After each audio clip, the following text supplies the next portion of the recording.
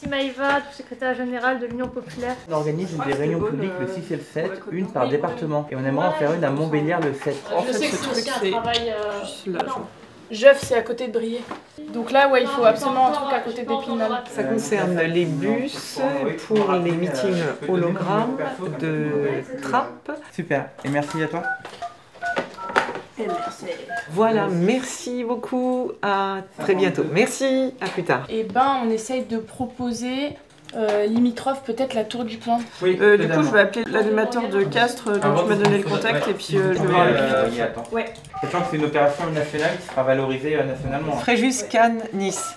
Ce qu'il me faut simplement maintenant, c'est l'adresse exacte du lieu où vous allez faire ça. Super, et ben merci à toi. Ok, super. Merci beaucoup, Guillaume. On est pas mal, les gars. 46 le 6 et 30 le 7. Ah, super. Il faut qu'on trouve 10 pour le 7.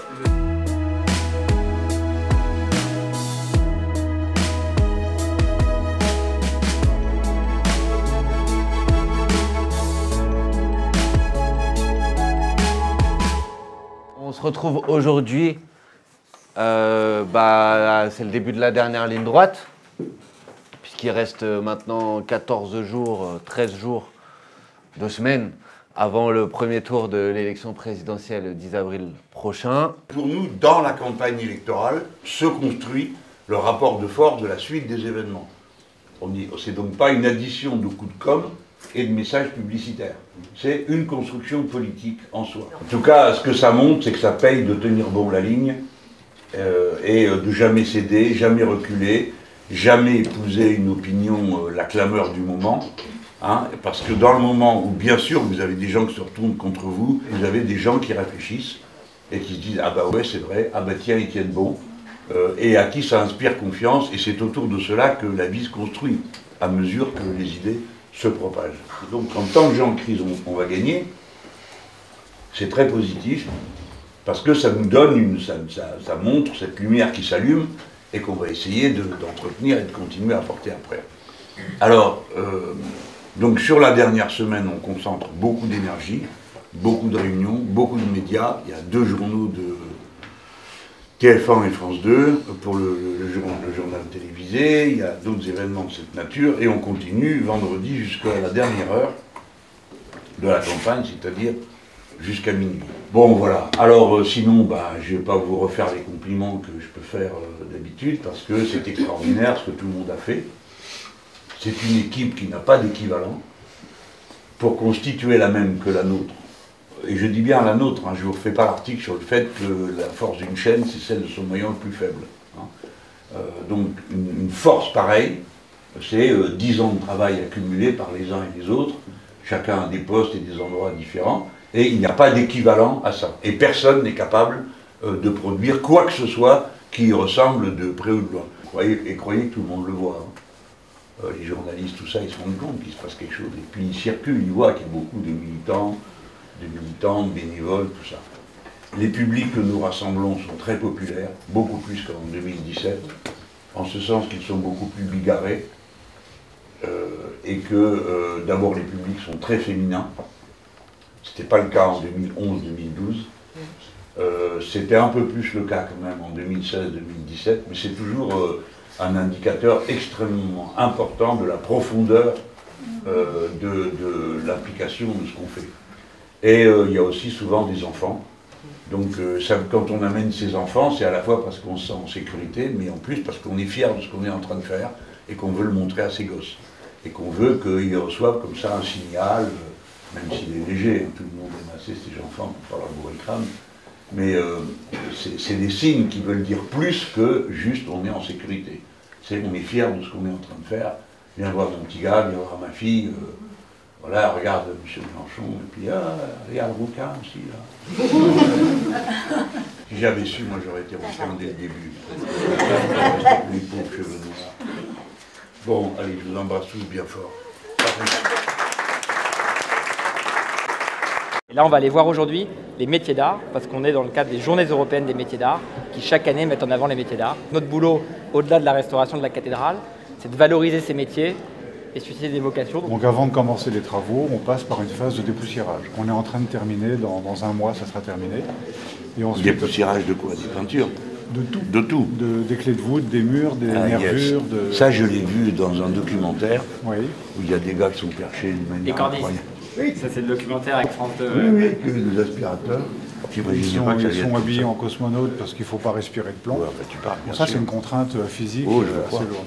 Et donc là, on est dans les starting blocks parce que c'est un dossier qu'on apprécie beaucoup. Notre-Dame, c'est un emblème. Ça nous touche beaucoup, donc voilà, on est très contents. Et qu'est-ce qui vous a pris de faire ce métier? J'ai restauré. C'est la passion du métier du patrimoine. C'est important de faire en sorte que tout le patrimoine perdure dans le temps, je pense. C'est toutes nos mémoires, c'est notre histoire. Oui, ça mais nous appartient. vous, moi, personnellement... comme personne. Non, mais moi, j'aime les détails de choses que les gens ne remarquent pas. D'accord. C'est beaucoup de patience et de savoir-faire, de réflexion, d'observation. Bah, très bien, et merci. Merci. Madame est patineuse et elle a travaillé sur la restauration des sculptures, des apôtres. Enchanté, bravo. Et qui c'est qui vous a appris ce métier? Ça se transmet. Ah ouais? Oui, c'est la transmission des savoirs. Oui. Quoi, dans la famille? Ah non. Là, moi, j'ai fait une formation chez un patineur. Et puis après, c'est l'amour du métier qui me permet Un matin, vous vous êtes levé, vous avez dit je vais faire patineuse? J'étais déjà peintre et peintre en décoration, donc j'ai une sensibilité au niveau des couleurs. Et puis, dans l'entreprise où je travaillais, le patineur partit à la retraite. Et donc, il m'a donné quelques trucs. Et après, j'ai fait une formation en plus parce que je trouvais que c'était très intéressant. C'est au même temps allier la chimie, puisqu'on a du nitrate de cuivre, du nitrate de fer, du barège, autrement dit du polysulfure de potassium, du dichromate d'ammonium. Et donc avec tous ces produits-là, et du noir de fumée, et donc avec tous ces produits-là, on fait toutes ces couleurs. En fonction, en alternant, en mélangeant, c'est de la popote. À la fin, bien sûr, quand on vient finir de ciseler, on utilise ce genre de petits burins, de petites formes. On vient finir sur du bitume. On appelle ça du bitume de Judée. C'est un ciment de graveur. C'est la même chose qu'utilisent les orfèvres, finalement, pour former d'autres objets beaucoup plus petits. Parce qu'on a utilisé finalement les mêmes méthodes qu'ont utilisé les ateliers Monduit à l'époque. Il n'y a pas eu d'outils vraiment modernes. Uniquement, par exemple, les fers à souder, où nous, on a du gaz, mais eux, à l'époque, travaillaient avec des blocs de cuivre qu'ils mettaient dans la forge pour les chauffer, comme les fers à repasser. Dès que le fer était plus chaud, ils ne pouvaient plus souder, on en prenait un autre, on reposait l'autre dans le feu, on jouait comme ça avec les températures de fusion, les températures, c'était tout un travail. On n'imagine pas tout ce travail que ça représentait, les milliers de coups de marteau qu'il a fallu pour former ces statues-là. C'est des métiers d'art qui ont un très haut niveau de contenu technique. Donc si vous voulez, je vais arrêter un peu jargonnant, mais c'est pas grave. C'est une illustration très forte du fait que tous les métiers sont des sciences pratiques. Et c'est pourquoi ceux qui parlent d'intelligence de la main n'en ont pas beaucoup dans le cerveau. Parce que la main, ça marche qu'avec le cerveau. Et rien de ce que fait cet homme ne peut venir que d'autre chose que de savoir. Après, ça se transforme en corps humain, quel humain, partout, ici. Mais tout est en œuvre. L'œil, le regard, la sensation, et tout renvoie à une connaissance du matériau. C'est ça qui est fascinant. Quand on ne le voit pas, on passe à côté, on dit tiens, il donne des coups de marteau. Mais quand on a compris le coup, ça émerveille. Et la symbiose, technique, science, savoir, et l'être humain, avec ses mains, ses doigts, et l'incarnation du savoir. Et qu'est-ce qu'il faudrait faire pour maintenir ces métiers d'art? Ça va se faire tout seul. Plus que je vais m'en mêler. Mais ça va se faire parce que si les gens, quand vous parlez avec eux, à chaque fois je leur demande comment ça leur a pris, là j'ai pas eu le temps. Il a fait un peu son récit, mais là, pareil. Il y a quelque chose, il y en a un qui a utilisé un mot qui m'a fait marrer. Il a dit le métier d'art, ça m'appelait. Une vocation?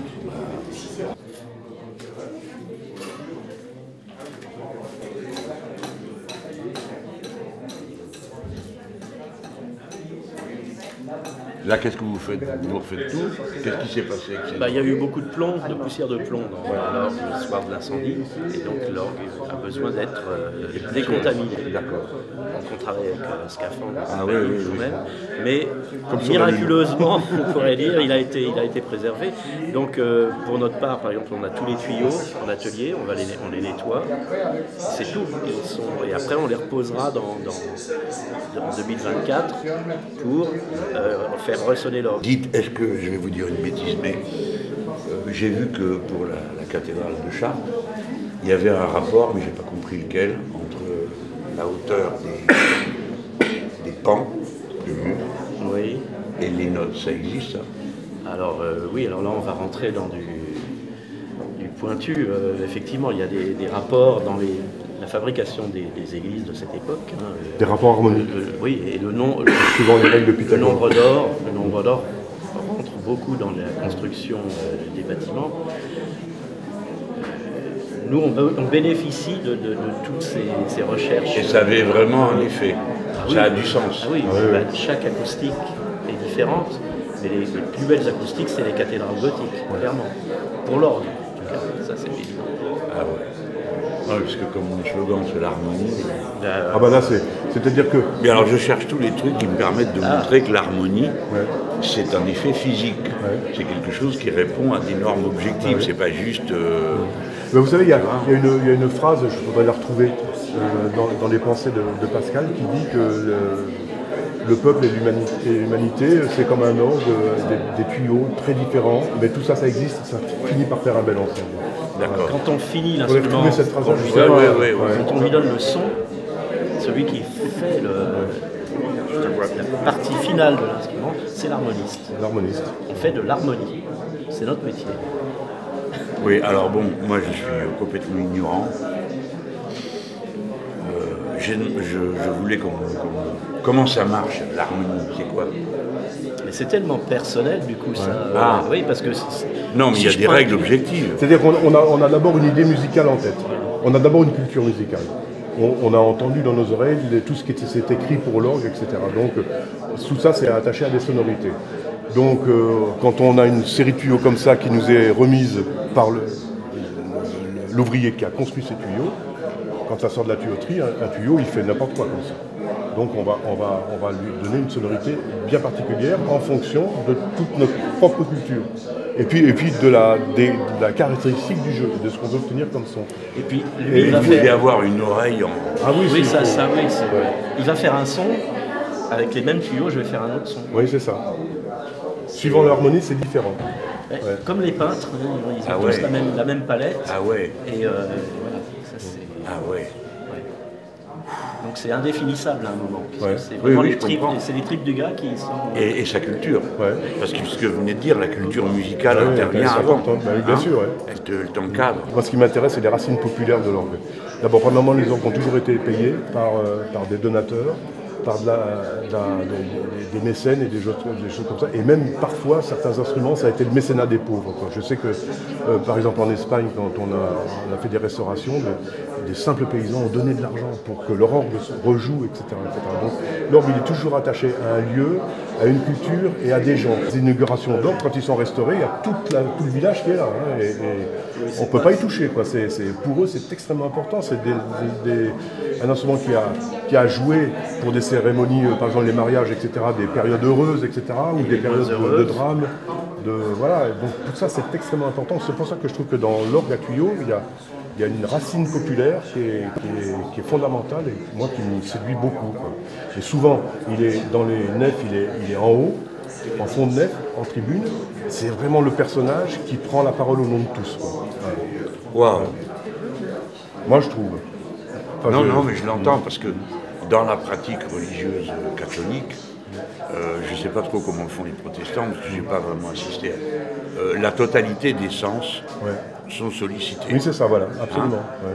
Il y a l'odorat, il y a la lumière, et puis évidemment l'orgue qui est pour le coup, je suis d'accord avec vous, c'est une mise en harmonie.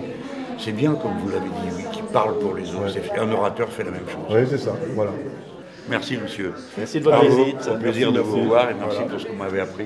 Merci. Ce bâtiment m'émeut. me parle.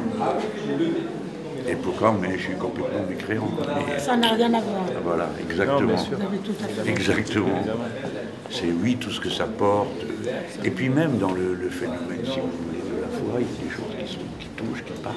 Bien sûr. Des gens qui ont souffert, qui sont réjouis, qui dans ces lieux. Mais Notre-Dame, je la trouvais sombre. J'espère qu'elle va être plus claire. Ah oui, ça, déjà, il paraît qu'ils ont commencé à bien éclaircir. Ah ouais. Oui. Parce que quand tu vas à la cathédrale du Mans, vous voyez le Mans? Oui, bien sûr. Il y a une lumière bleue et rose, parce que le truc est absolument beau. Et alors, ça reflète sur les murs, et je vous garantis que c'est une ambiance qui vous change. Oui, vous arrivez, et puis c'est la cathédrale qui s'empare de vous. C'est un peu comme la mer. C'est ce génie humain aussi. Oui, bien sûr. On va rencontrer Emmanuel Coutelier, qui est le directeur de l'atelier. Bon courage. Et pourquoi avoir choisi de venir ici à 8 jours du premier tour? Pourquoi pas? Faire une prière? Non, c'est pas un lieu de prière. Alors, donc, non, c'est un lieu de pensée où ils se confrontent, les catholiques se confrontent à la pensée contemporaine. Bon, ça m'intéresse, mais c'est surtout le côté arts et métiers qui est ici. Alors, ce sont des métiers traditionnels, mais les métiers traditionnels se conjuguent aujourd'hui avec les outils de la modernité la plus extrême. Demain, vous êtes à Toulouse, terre de gauche. Vous savez déjà sur quoi vous allez axer votre discours? Je vais continuer à dire ce que j'ai à dire, que je dis depuis le début. On va parler de... Mais il faut que je... si vous voulez, il y a les figures imposées par le moment politique, et puis il y a celles qui sont un peu plus dans la durée, et qui, moi, m'importent, parce qu'une campagne électorale, c'est aussi un exercice d'éducation populaire. Donc on pose des jalons pour d'autres débats, et notamment sur la prise de conscience de la crise de l'eau qui s'avance. Bon, il faut que je profite de toutes les occasions pour en dire quelques mots, pour que les gens y réfléchissent, y fassent attention. Font des rêves. Dans la nuit, la liberté nous écoute. Motivé,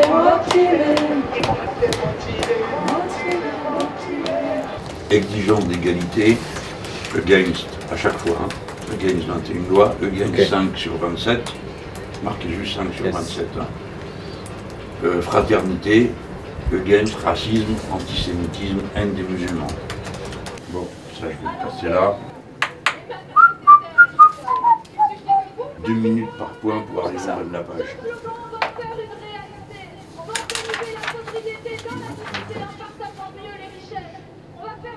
Ah, c'est là que ça se gâte.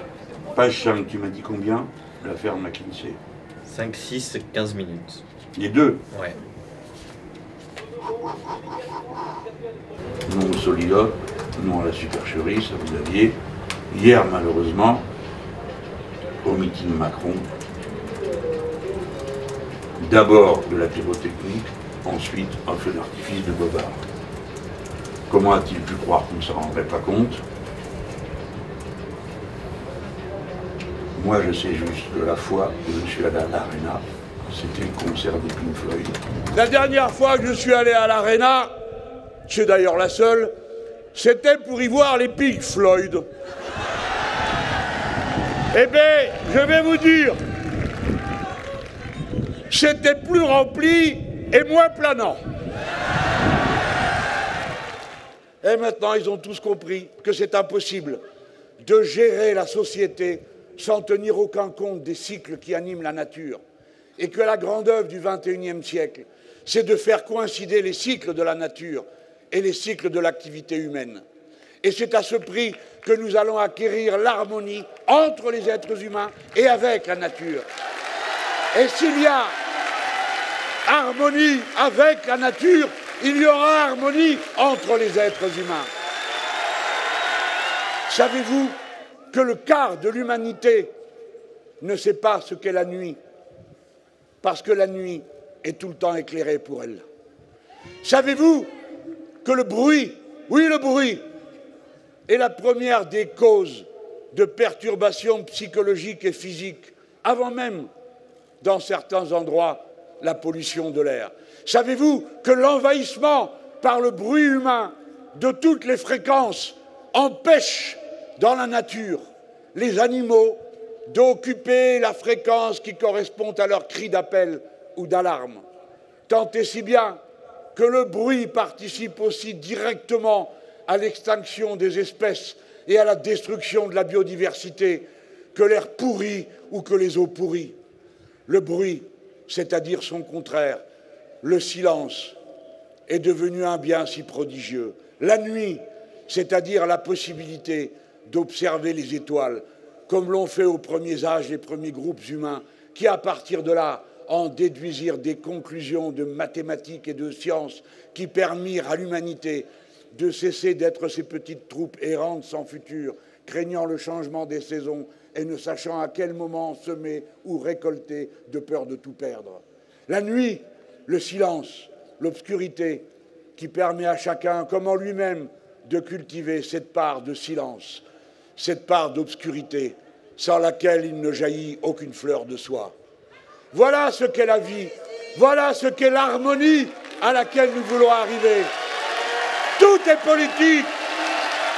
Le bruit, le silence, la nuit, la lumière, tout est politique.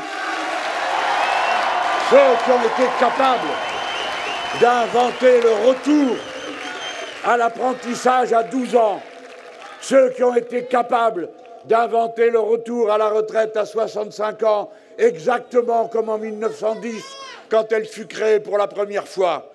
Cela vous propose un de ces mondes dont vous savez que Victor Hugo l'avait résumé en disant « c'est de l'enfer des pauvres qu'est fait le paradis des riches ». Eh bien aujourd'hui, 3 avril, pile poil, c'est le 160e anniversaire de la première édition des Misérables. Alors, quand je vous dis un autre monde est possible, je vais le résumer comme lui-même l'avait fait. Vous voulez, dit-il aux autres, les misérables secourus. Moi, nous voulons la misère supprimée. Vive la France, vive la République!